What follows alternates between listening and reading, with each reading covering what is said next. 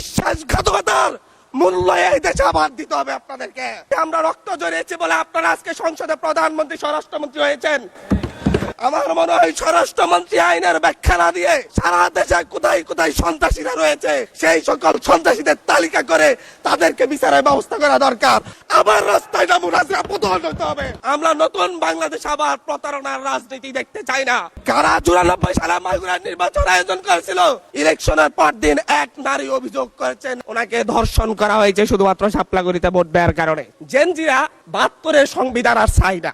আমি এসেছি, ওনার বক্তব্য 6 মিনিট। মাননীয় স্পিকার, আমি বুঝতে পারছি না সময়গুলো কিভাবে বন্টন করা হয়।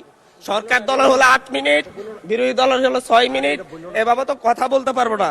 আপনারা যে জেনজির কথা বলেন, সেই জেনজির প্রতিনিধি হয়ে আমি সংসদে কথা বলতে আসছি। আপনি যদি বলেন যে জেনজিরা কি চাই, আমি বলছি জেনজিরা 72-এর সংবিধান আর চাই না।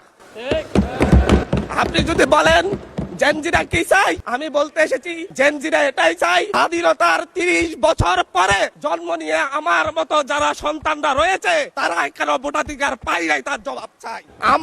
আমরা তো স্বাধীন বাংলাদেশে জন্ম নিয়েছি মাননীয় স্পিকার। আমাদের কি ভুল ছিল? আমরা তো নতুন মানচিত্র পেয়েছি, আমরা তো নতুন পতাকা পেয়েছি, আমরা নতুন সীমানা পেয়েছি। আমাদের পূর্বপুরুষরা 1971 সালে রক্ত দিয়ে আমাদের জন্য একটি নিরাপদ বাংলাদেশ গড়তে চেয়েছেন, কিন্তু আমরা কি সেই নিরাপদ বাংলাদেশ পেয়েছি? আমরা কি সেই নতুন বাংলাদেশ পেয়েছি?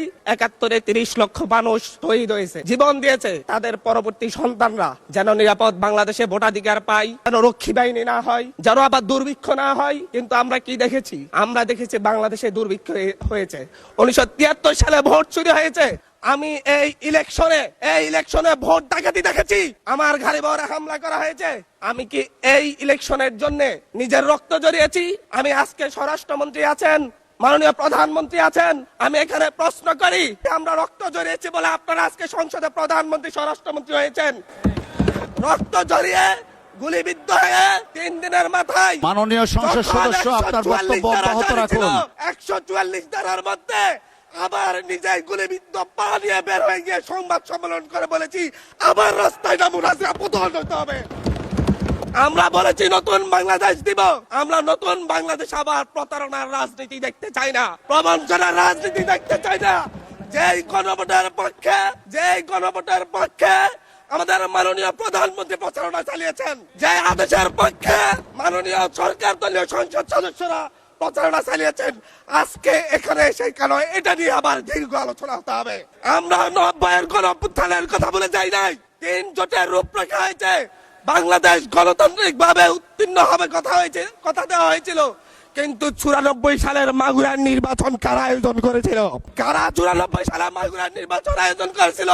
আজকে আবার এই সংসদে দাঁড়িয়ে আবার এমন একটা ব্যবস্থা নিয়ে যাচ্ছেন, আরেকবার যে মাগুরার নির্বাচন আয়োজন করবেন না, এর নিশ্চয়তা কে দিবে? আমি আমার সবচাইতে কম বয়সী প্রার্থী হিসেবে নিজের প্রার্থীটা জমা দিয়ে এলাকায় গিয়েছি প্রচারণা করতে। 3বার হামলা শিকার হতে হয়েছে। আমি সংসদ সদস্য হিসেবে এলাকায় গিয়েছি, সেই জায়গায় আমার উপর হামলা করেছে, সরাসরি ভিডিওতে দেখা গিয়েছে। দেশীয় অস্ত্র নিয়ে আমাকে কোপাতে আসা হয়েছে। তারা কারা? ওরা তো তারাই যাদের প্রত্যেকের হাতে বিএনপি দলীয় নেতা কর্মীদের রক্ত লেগে আছে, প্রাণ লেগে আছে। এই বিশ্বাসঘাতকতা মাননীয় স্পিকার, এই রাষ্ট্র আর সইবে না, আপনারাও সইতে পারবেন না। বিশ্বাসঘাতকতার মূল্য এই দেশে আবার দিতে হবে আপনাদেরকে।